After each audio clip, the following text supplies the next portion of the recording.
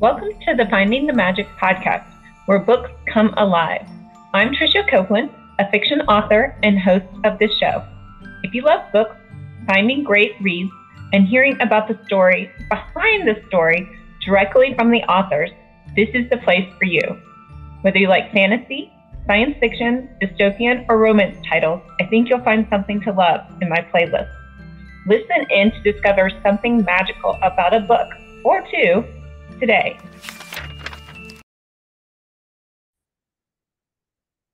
Welcome, Jonathan. Hey, glad to be here. Thanks so much for having me on. I'm excited to have you. So we have J. Alexander Cohen with us today.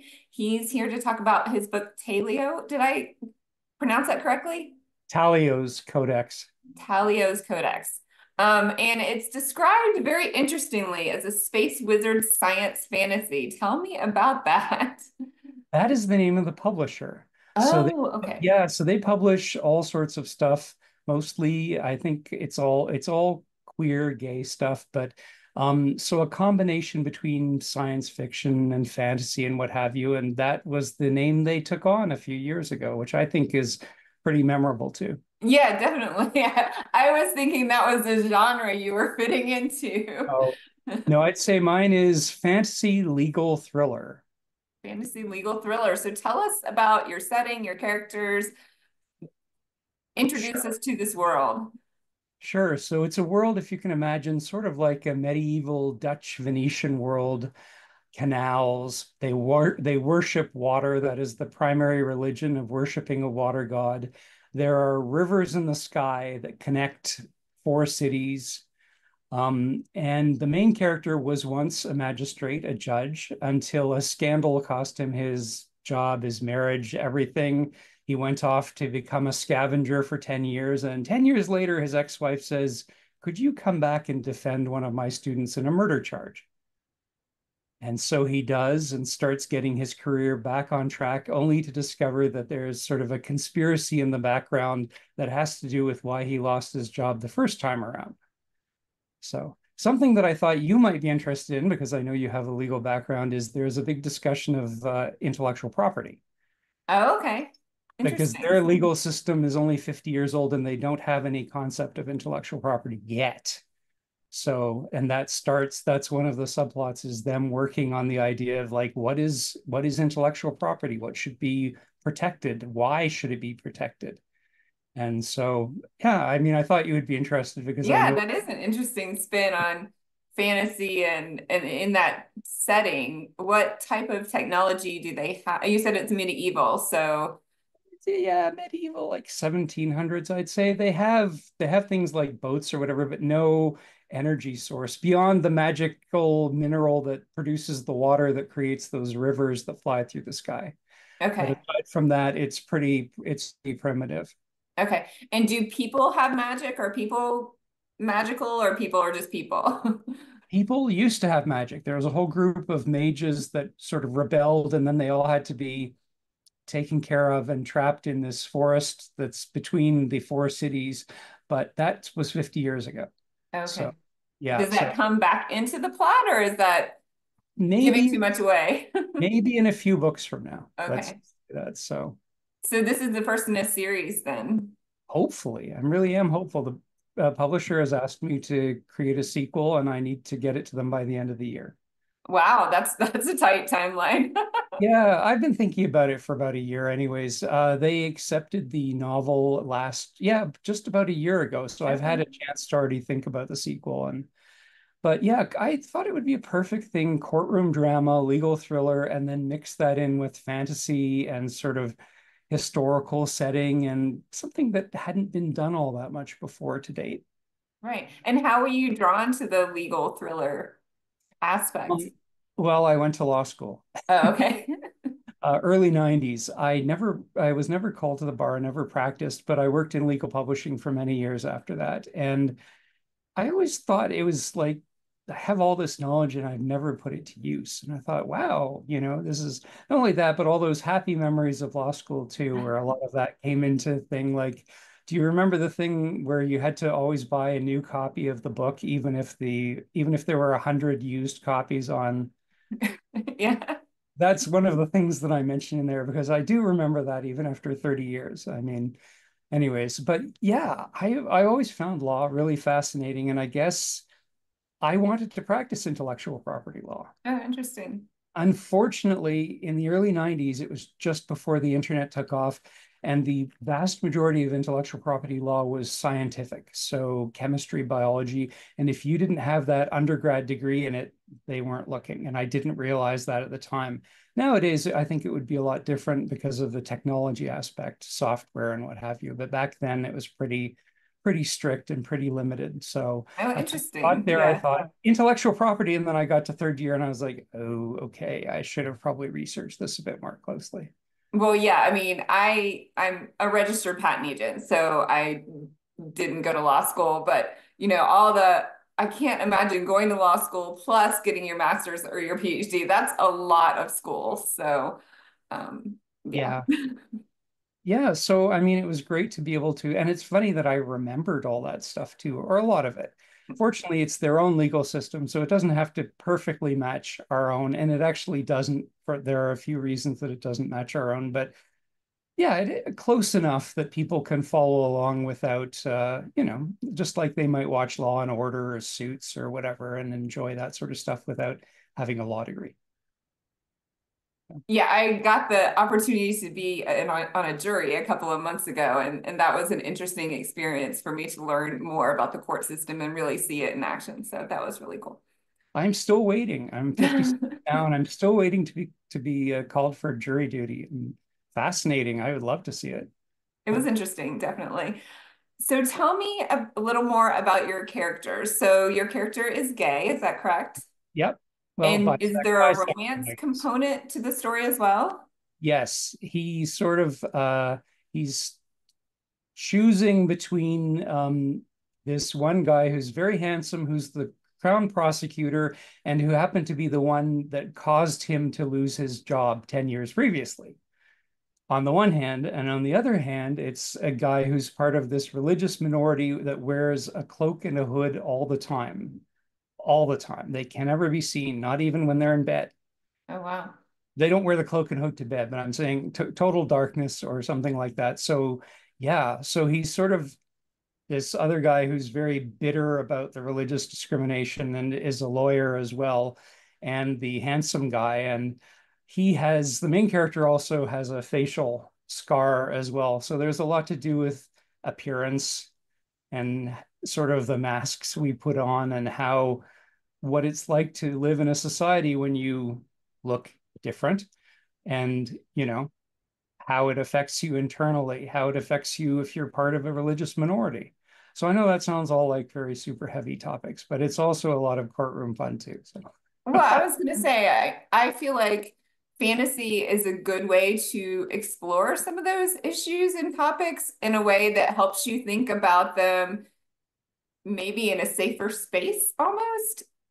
yeah, definitely. The religious minority sort of is a stand-in, I guess you could say, for any of our minorities. But the nice thing is that reading it, I don't think anybody would be like, hey, whoa, you're criticizing me or whatever. It's like, I'm starting to feel anxious here. It's like, no, it's sort of this thought experiment that's going on. Like, what's it like when a religious minority is simply in opposition to everything of the mainstream?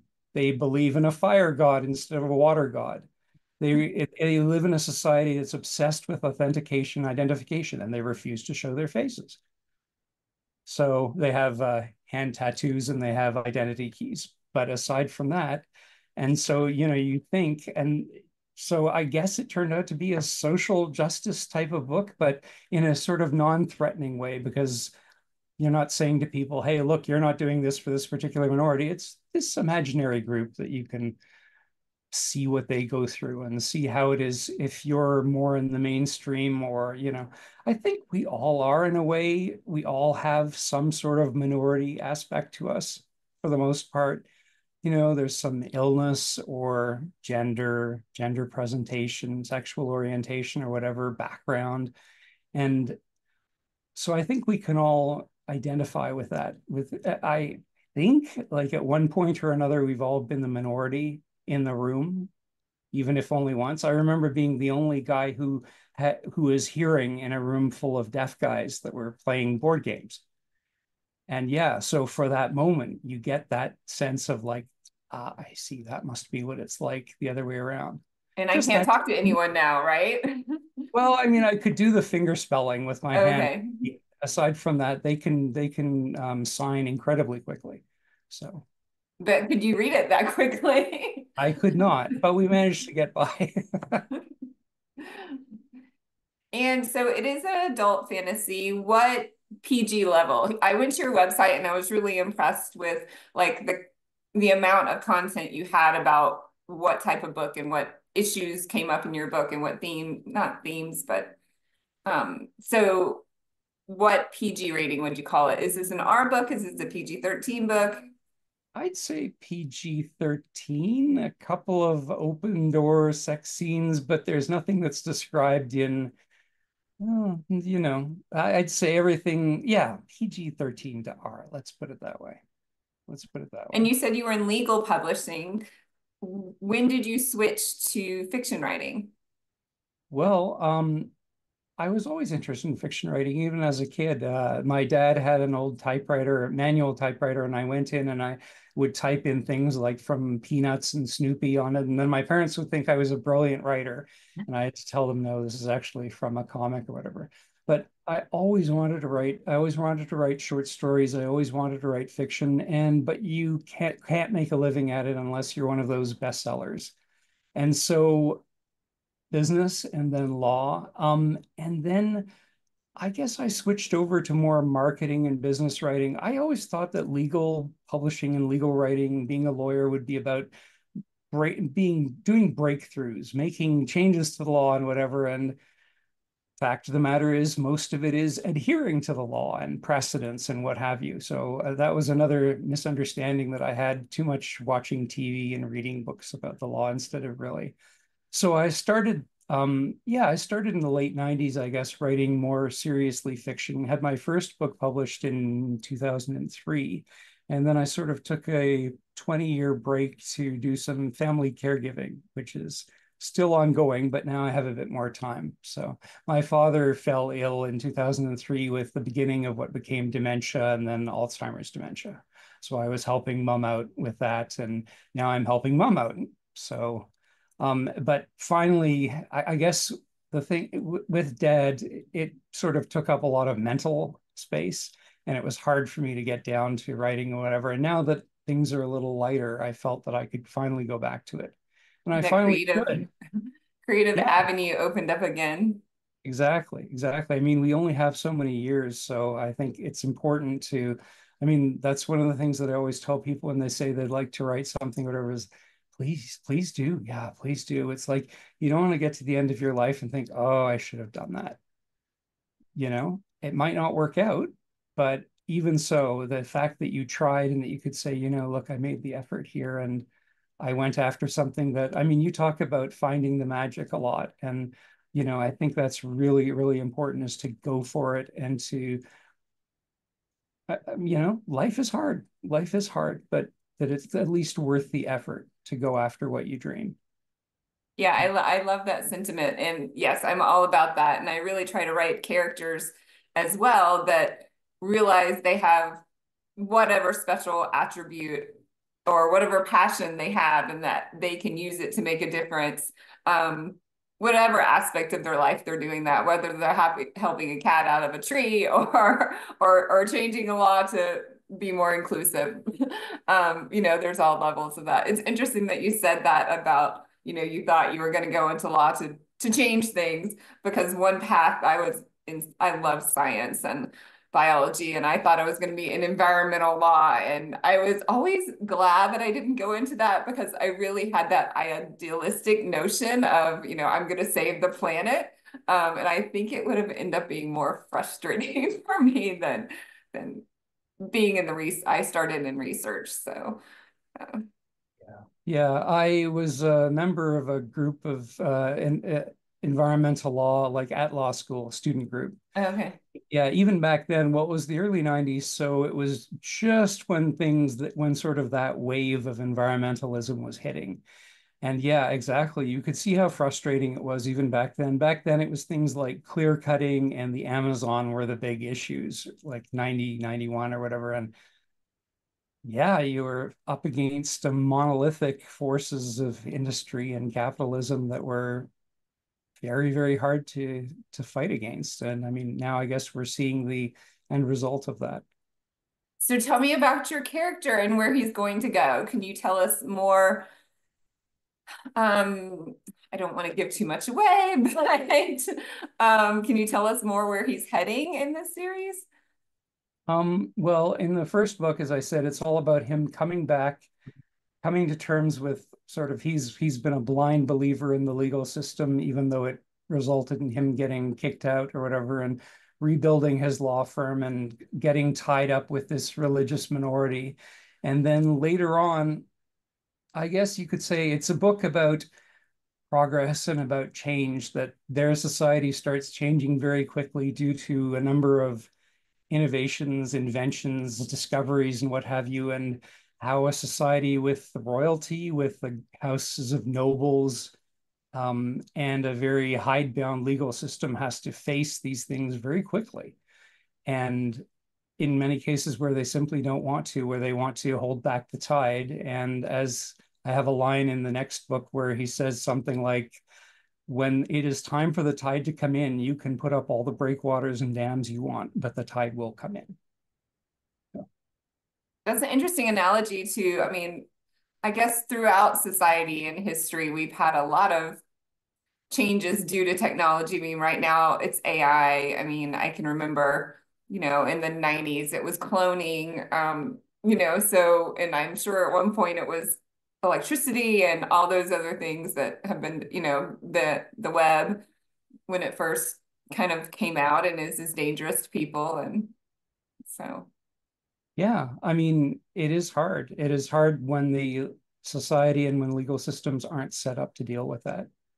And then, you know, you struggle with the idea of like how fast can you turn to change it to deal with something.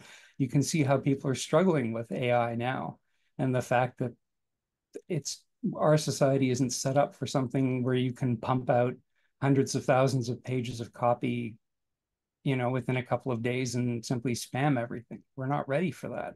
We're not ready for a world where you can imitate somebody else completely, which is coming, deep fake videos and that sort of thing, like where you can pick up the phone and hear somebody that you think is somebody you care about saying, I'm in trouble, I need money. And then you think, how do we get, that's one of the reasons why I found authentication identification so interesting, but how do we get from there to a place where, okay, we don't simply ban the technology because at this point it's too late. Right. I can run a small AI model on my computer at home, so it is way too late to do. But how do you get there to the point where it's safe again? And will it ever be safe again? So yeah, I mean, I think we're facing probably the biggest rate of technological change that any society ever has so far. And yeah, I mean, it's hard to sort of stay standing. Okay. And what is your character's name again? Talio. Talio It's Warsaw. Talia's Codex. Sorry. That was not a good moment for me. Oh, that's okay. So what do you think he's going to be facing in the second book then? Medical stuff, medical legal. That was definitely the very first thing that I wanted to do, and I already had the idea. The guy that he's in love with develops a lump on his neck, and their medical treatment is very primitive because the mages used to do it all, and then they were all killed. So there is a possibility that a faith healer might have a solution, and he can't figure out how he's doing what he's doing. And at the same time, another character wants to have his father, who is basically in a coma, to be withdrawn from life support. And again, nothing in the law to say that. So Interesting. But how is he on life support when they don't have electricity? So are they breathing for him physically like 24/7? no, I mean they turn him, they feed him, they give Oh, him okay. whatever. But I was using the term life support. But basically, the hospital is taking very, very good care of him. But unfortunately, Okay. that means that he's lingering on. And Right. Okay. so, So not so the level of we think of life support, but he can't feed himself and people have to do things for him, which when you have that type of society usually doesn't happen, right? They just let people go. well, I mean, unless they were willing to pay for it, that's the thing. If the patient's willing to pay, then I mean, in a sense, that's sort of what we have that a lot of, I mean, sorry, I'm in Canada. So things like retirement homes and whatever, if you can afford to pay for it, you are expected to. And then if you can't, then there are sort of free programs where you can be in one. So Okay. yeah. So I imagine that will be an interesting thing because I'm not sort of fighting one way or the other on behalf of or against of euthanasia, definitely. But I thought it would be an interesting issue because it was something that was discussed in the first book. Right. Okay. So yeah, and you're approaching all those from your main character's legal background, and I mean, not only does law come in that, but do ethical issues come up too with the characters? Oh, definitely. I mean, the idea is, where the character's son is basically, or the guy's son is basically, this must be torture for him. And Talia says, he looks fine. He doesn't look like he's in any pain or anything like that. And then, it's like, who are you doing this for? Are you doing this for yourself as the caregiver? Or are you doing this on behalf of somebody who no longer necessarily feels and thinks? Again, it makes it sound so super heavy, and that doesn't necessarily. So there's humor and comedy in there too. So I think I did see on your website that you have happily ever afters. So yes, well, that's one thing. Again, growing up and reading the gay fiction of the day, a lot of the stuff had unhappy endings. A lot of the old stuff had unhappy endings too. They couldn't be together. One of the characters would kill themselves, et cetera, et cetera. And I decided long ago that I didn't want that. I mean, I've had a couple of short stories, I think, where there were unhappy endings, but in terms of novels, no. As I said before, life's hard enough. Let's enjoy. And I think you must agree the same from what I've seen on your website with your books.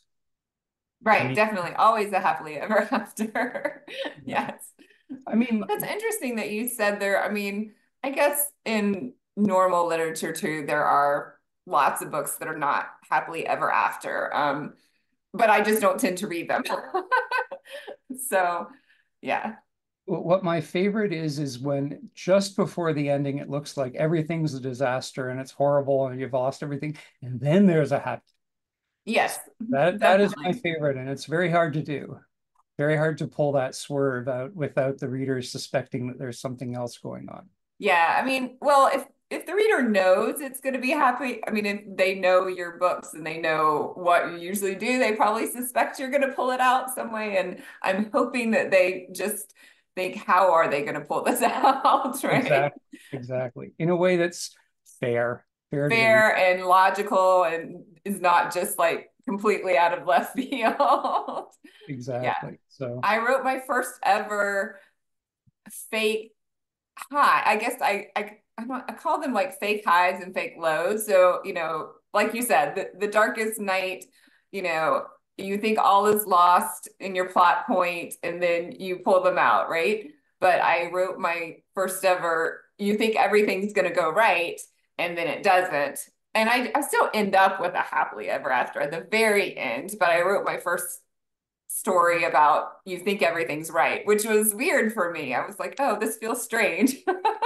So I don't know if you follow some of those too. yeah, I love twists. I really do. And they're so hard because with mass media and everything, I think we're so used to expecting twists nowadays that, a lot of times I'm sure it happens to you. You read a book, you see a movie, and you can spot the twist that's coming. This person is really the bad guy, the bad woman, or whatever. I mean, we're so used to it by now, and it's really hard to pull off a good twist that makes somebody. The last time I think a twist was an old Agatha Christie book, where I was listening to it on audiobook driving down somewhere, and I was like, I literally couldn't believe it. Everything at that moment was recontextualized. that basically the group of people you'd been following from the beginning that you thought were the heroes and heroines were the villains. And the sort of anonymous council of evil was actually led by the police chief, who was the good guy. And so it's just, you're like, what? That's the sort of twist that I like. Right. It's You impossible. have just like a little bit of hint that it makes it logical at the end, but not something you like really noticed, right? Exactly. And that's one of the things, sort of putting the red herrings in and directing the reader away from what they should be looking at. Fun. And I also saw on your website you call your book a cozy fantasy. Can you explain more about that? I'd say, yeah. And then I'd say more cozy adjacent fantasy. Cozy adjacent fantasy, right? Yeah. Well, cozy fantasy is sort of a new trend. I don't know if you've heard of legends and lattes. No. Well, I know cozy mystery, so I was likening it to that. Yeah, it's very similar. The idea is that, again, there's a happy ending. It's very gentle, low stakes, um, pleasant to read. It's like curling up in a blanket and reading that. So originally I called my stuff that because it was mostly talking in courtroom scenes and whatever. And then I realized actually it's a little more heavy duty than that. So that's why I said cozy adjacent. Like when I think of cozy and then non-cozy fantasy, I always think with other types of fantasy, sometimes you get this sort of sense of dread that something bad is going to happen, or you're always worrying that something's going to happen. And in a cozy fantasy, that really shouldn't be the case. That Okay. you should be, yeah, again, curled up in a blanket with a cat next to you and feeling great about it and whatever. My stuff's a little more hardcore than that. But again, knowing that there's a happily ever after and that somebody isn't going to simply come along and cause mass hysteria or whatever. So, Well, yeah, I mean, you did describe, I mean, they're adults and they have these big issues and stumbling blocks in your life. So just to like push them under the rug and be like, everything's fine would be a little yeah, exactly. nonsensical, right? Exactly. But plus the fact that there are a lot of issues that I talk about that are simply not resolvable. People have different views on, whether like the idea of what type of sentencing is most appropriate. Should people be punished? Should people be allowed to make up for the things that they did? Should sentencing be harsh but fair? I mean, that's one example. So there's no obvious answer. I mean, our society has picked one, but I mean, I know a lot of people out there who think that sentencing should be punishment. That when somebody's done something wrong, they should be punished for it. And that's fair, but that's not something that I can convince them of otherwise. I can only sort of show the other options and then let them make the decisions themselves. Okay. And sometimes, I mean, characters are going to disagree and there's not going to be an answer or resolution to, I guess there in the law or punishment, there would be some resolution, but in people's minds, sometimes that's not going to change. So Yeah, that's true. I mean, on the whole, I'd say I'm for what would be called today social justice, inclusiveness and acceptedness, trying to accommodate people, trying to get people together, but with the understanding that that's really hard. And in some cases, as I mentioned in the book, even though when you have people with mindsets that are different and they can't be mushed together, they simply can't, because my mindset is not the same as the other, and we are in hopefully not violent, but we are in strong opposition. And that's a tough one. that is, yeah. So would you call your character the hero type? Does he save the day at the end, or is it more soft hero? I'd say he's more of a very morally gray hero. He's very willing to do whatever is necessary, do stuff that's very much on the edge of legality, or pull tricks in the courtroom, or lie, or what have you, in the search of what he considers to be the right thing. So he's quite willing to go against what society thinks to. So heroic in his own mind, heroic in other people's minds, maybe not so much. Interesting. Yeah, I feel like hero stories if you think about a typical hero story, right? I mean, there's an obvious bad guy who can't be seen any other way. And then, but, well, I shouldn't say obviously again, that it sounds like there are many more issues coming up here that are gray than black and white. Pretty much all the characters are very gray and very flawed in one way or another, which makes it a lot more fun. Right. I love it. And you said you're finishing up your second book. Do you know what the name of your second book is going to be? At the moment, Talia Rosa and the Elixir of Life. Neat. And why did you name Talio's Codex? Where does the Codex play in that? I had a lot of problems. I had a lot of problems, and I went through a lot of different names for this one. As a magistrate, every magistrate in the story is given a codex, which is a list of laws and sentences, and is considered to be a near holy book. And the night that he cheated on his wife with another man, he lost his codex. And that was one of the reasons that he lost his job, his career, his reputation, everything. And the codex is also key to sort of understanding the conspiracy that's going on in the background. So yeah, that was the best thing that I could come up with. There were all sorts of the ones that never quite hit it, but the publisher agreed. Well, no, I like it. And I'm guessing that the normal person isn't supposed to know what's in the codex, like the general society. Only the judges are supposed to know what is in there. Yes, the sentencing guidelines, actually. Okay. You look at everything else in the library, but the sentencing guidelines are for the magistrates only, for whatever reason. And I'm guessing somebody stole this, so then that's another mystery within the story too. That is revealed much later in the story too. Okay, fun. Yeah. Well, I'm excited to dive into the book, and I think a lot of other readers will be too. Tell us where we can find your books and how we can read or listen to them. Okay. Well, Amazon is probably the best place for ebook there. You can also order the paperback, and pretty much every other online store that I know of, Barnes & Noble, Books A Million, all of those ones should have it as well. So if you search for Talio's Codex, I don't think there's anything else that has that, or go to my website,jalexandercohen.com, then you can find the info and get it. Great. Well, thank you so much for being here and talking about your book. I've thoroughly enjoyed it. And please come back when you publish your second book. Thanks so much. I will. Have a good day. Okay. Bye-bye. Bye. I hope you enjoyed this episode of the Finding the Magic podcast. I'm your host, author and podcaster Tricia Copeland, and I love getting behind the scenes. If you like the podcast, make sure to subscribe and stop in each week to discover new authors and books. Thanks for listening, and until next time, keep finding the magic.